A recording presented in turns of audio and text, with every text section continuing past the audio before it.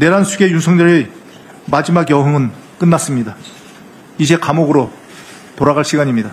본인이 그렇게 아까 말씀하신 대로 좀 활보하고 뭐 식사하고 이런 부분들 버젓이 누가 보더라도 윤석열 대통령이 이거 뻔히 알고 사진 찍히고 보도되고 알면서도 그렇게 했다라는 본인의 어떤 다소 오만했던 태도가 결국은 자업자득으로 이어진 게 아닌가 생각이 듭니다. 윤석열의 법꾸라지식 수사 회피가 계속되는 가운데 조은석 특검이 정말 독하게 잘하고 있다는 생각이 듭니다. 외부에서 보기에는 수사가 느려 보일 수도 있겠지만 실제로는 사건의 본질을 깊이 파고들고 있었기 때문인데요. 결국 윤석열 전 대통령에게 구속영장이 청구됐습니다. 2차 소환 조사를 마친 지 17시간 만입니다. 서울중앙지법에 직권남용과 권리행사 방해 등 혐의로 구속영장을 청구했습니다. 구속 사유는 직권남용, 권리행사 방해, 허위 공문서 작성 그리고 특수공무집행 방해 등입니다. 수사를 개시한 지 불과 18일 만에 이루어진 결정인데요. 그만큼 수사팀은 증거 확보에 자신감을 드러낸 걸로 보입니다. 주요 혐의 중 하나인 허위 공문서 작성은 계엄선포 국무회의 문건을 사후에 조작하려 한 정황과 관련이 있습니다. 박 특검보는 변호인 측에 의해 피의자의 주민등록번호와 관련자들의 진술이 담긴 구속영장 청구서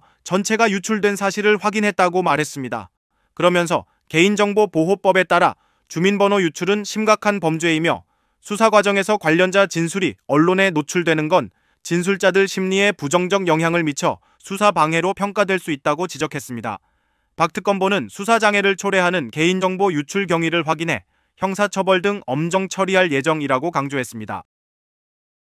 저는 구속 가능성이 150%가 아니라 200%라고 생각합니다. 남세진 부장판사가 맡았기 때문에 구속 가능성이 더 올라갔습니다. 지금 서울중앙지방법원에 영장전담 부장판사가 4명이거든요. 남세진 부장판사가 조금 더 뭐라고 할까 합리적? 조금 더 어떻게 보면 좀 민주적인 어떤 판결 성향을 보여왔어요. 의정부지법에서 왔고 그리고 상당히 좀 최근에도 진보적이라고 볼 수 있는 판결로 구속영장을 기각한 사례가 있습니다. 뭐냐? 조희대 대법원장의 희대의 그 파기환송 판결이 났잖아요.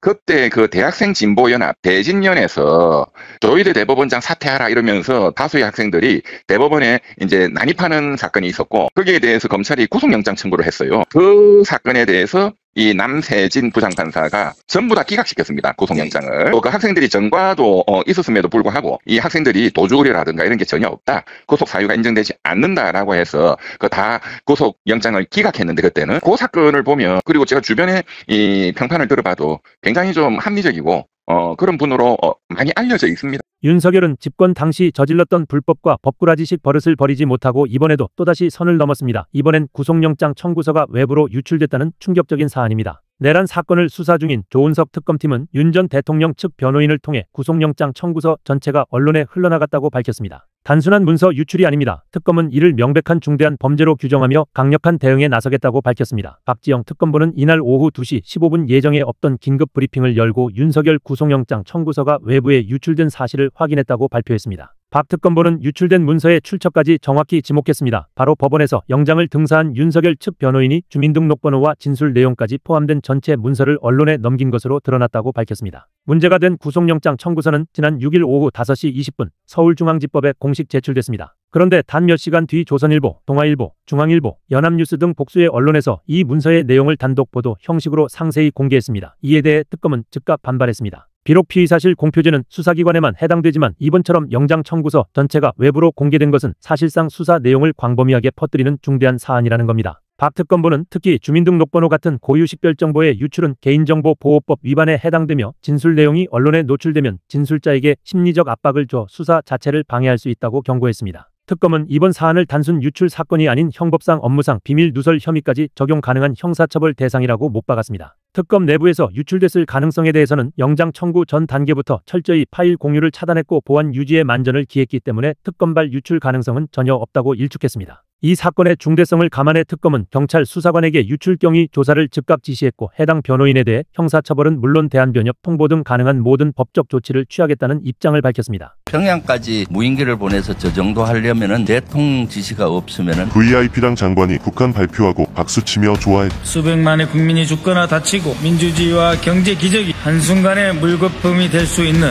전쟁 유발. 추락 위험성을 알고도 무리하게 북한에 보내 그걸 개조해서 꼬리 부분에 피라통을 달았다라는 거는 추락의 가능성을 높이. 저는 우리 한번 쏴볼래라는 의도. 이런 아파치 헬기들은 적에 대공하기로도 취약합니다.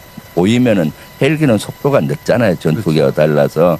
그래서 적이 안 보이는 데를 찾아서 낮게 가는 거예요. 그래서 그걸 등고선 비행이라고 합니다. 산이 있으면은 산 저 뭐 200~300m 위에서 하는 게 아니라 산의 등고선을 따라서 한 10m 상공에서 낮게 갈고 주로 계곡으로 가요. 아파치 헬기에 대해서 우리가 오해하는 게 이게 무슨 뭐 굉장히 방호력이 뛰어난 어떤 전략 자산으로 알고 있는데 이라크 전쟁 때 아파치 헬기가 대규모로 투입됐거든요. 미 육군에서. 근데 엄청나게 격추가 많이 됩니다. 심지어 초기 배치 물량의 절반이 격추되는데 그것도 원시적인 RPG-7 같은 로켓에 엄청나게 이게 격추가 되거든요.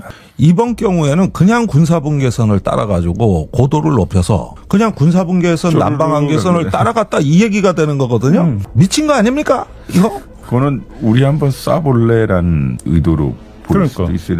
저도 매우 조심스럽게 하는데 NLL 부분, 소위 이 백령도든 연평도든 NLL 부분에서 대한민국의 항공 자산이 그렇게 비행하지 않습니다. 윤석열 전 대통령이 무인기를 평양 상공까지 침투시키며 전쟁 유도를 시도했다는 충격적인 의혹이 제기됐습니다. 이 작전은 단순한 첩보나 군사 훈련이 아니었습니다. 전쟁 명분을 만들어내기 위한 철저히 계산된 움직임이었다는 정황이 속속 드러나고 있습니다. 내란 특검은 이 드론 작전이 윤 전 대통령의 직접 지시에 의해 이루어졌다는 현역 군 장교의 녹취 파일을 확보했습니다. 지휘 계통을 무시하고 소령급 장교에게 대통령의 의지가 직접 전달됐다는 내용입니다. 특히 이 무인기는 고의적으로 평양 상공을 10바퀴 이상 선회하도록 입력돼 있었고 결국 2대 모두 북한 상공에서 추락했습니다. 더 놀라운 건 이 작전이 실패로 끝났음에도 VIP와 국방부 장관이 북한 발표를 보고 박수를 치며 기뻐했다는 증언입니다. 이건 단순한 정보 작전이 아니라 남북 간 무력 충돌을 유도하기 위한 도박이었던 겁니다. 작전용으로도 적합하지 않았던 무인기의 추락 가능성을 높이는 개조까지 했습니다. 꼬리 부분에 전단통을 달아 기체 균형을 의도적으로 무너뜨린 건 사실상 북한의 무인기를 헌납한 것이나 다름없다는 지적도 나옵니다. 이적 행위 아니냐는 물음, 이제는 수사로 답해야 할 때입니다. 윤 전 대통령 시절 아파치 헬기와 전투기가 북방한계선 근처를 저공 위협 비행했다는 사실도 드러났습니다. 북한 어선이 눈에 보일 정도로 접근했고 전술상 극히 위험한 고도를 유지하며 마치 한번 쏴보라는 의도처럼 행동했다는 증언도 이어지고 있습니다. 게다가 이 작전 중에는 비와 통신이 아닌 북한도 도청 가능한 일반 주파수가 사용됐습니다. 작전을 숨기기는커녕 노출하려 한 의도였다는 분석도 나옵니다. 노상원 전 사령관의 수첩엔 북한과의 접촉을 구상한 내용까지 적혀 있었습니다. 비공식 방법, 무엇을 내어줄 것인가, 접촉 시 보완 대책을 라는 문구가 이를 뒷받침합니다. 이쯤 되면 단순 작전의 차원이 아닙니다. 외국과 통모하여 전쟁을 유도하려 했던 헌법상 반역죄, 즉 외환죄 혐의가 성립할 수 있습니다. 형법 92조는 외국과 통모하여 전쟁을 일으킨 자는 사형 또는 무기징역에 처한다고 명시합니다. 심지어 미수,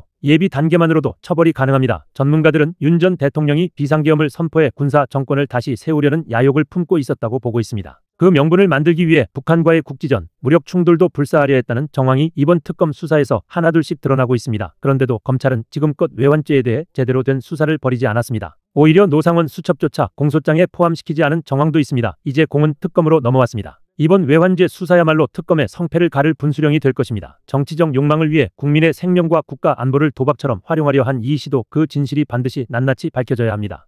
만약에 북한으로부터 전쟁을 유도해서 비상계엄의 정당성을 확보하려고 했다라고 하는 것은 국내에서 계엄을 선포해서 어떤 식으로든 군사정권으로 만들겠다는 것을 뛰어넘는 이 사건의 폭발력이 어마무시할 것이다. 맞습니다. 이건 그만큼 너무나 참담하고 끔찍한 사건이죠. 예. 전쟁이 일어날 수 있는 거예요. 예. 그만큼 이 범죄가 악질적인 거예요. 그렇기 때문에 그만큼 더 확실하게 물적인 증거와 또 관련자들의 증언, 인적 증거를 확실하게 다져야 되고 정말로 0.1%의 빈틈도 없이 철저하게 수사해서 국민들께 내란 특검이 공개를 해야 되는 사안입니다. 정치적 목적을 위해 국민과 군장병의 생명 안전을 위협하는 군사적 충돌까지 불사하려 했다면 천인 공노할 반역 행위가 아닐 수 없습니다. 만약 북한이 무인기 침투에 대응해 군사적 도발을 해왔다면 어떤 일이 벌어졌을지 생각만 해도 끔찍합니다. 당시 북한은 러시아의 병력을 파병하고 무기를 지원하는 데 집중하고 있었기 때문에 남한을 상대로 국지적 도발을 감행할 여력이 없습니다. 만약 북한이 맞대응하는 상황이 벌어졌다면 전면전까지는 아니더라도 국지전은 충분히 일어날 수 있는 상황이었습니다. 이러한 국지전을 빌미로 비상계엄을 선포한다면 정권 입장에서는 군을 동원할 수 있는 데에 명분이 확보되기 때문에 군도 이에 따를 수밖에 없는 구조였을 것이라는 분석입니다. 윤석열이 꿈꿨던 장기 집권이 이루어지지 않았겠나 하는 끔찍한 생각이 듭니다. 그런데도 외환죄 혐의는 그동안 제대로 수사조차 이루어지지 않았습니다. 검찰은 노상원 전 사령관 수첩도 공소장에 포함시키지 않았습니다. 내란죄보다 더 중하다고 할 수 있는 외환죄 수사에 완전히 손을 놓고 있었던 겁니다. 이제 특검이 제대로 진상을 규명해야 합니다. 그런 차원에서 외환 유치죄나 군사 반란죄에 해당할 수 있는 드론 작전과 관련된 문제는 특검에서 좀 집중하고 있는 걸로 보입니다. 외환죄 수사 여기에 특검의 성패가 걸렸다고 해도 과언이 아닙니다. 특검이 얼마나 철저하게 파헤쳐 엄단하게 될지 다시민주TV가 함께 지켜보도록 하겠습니다.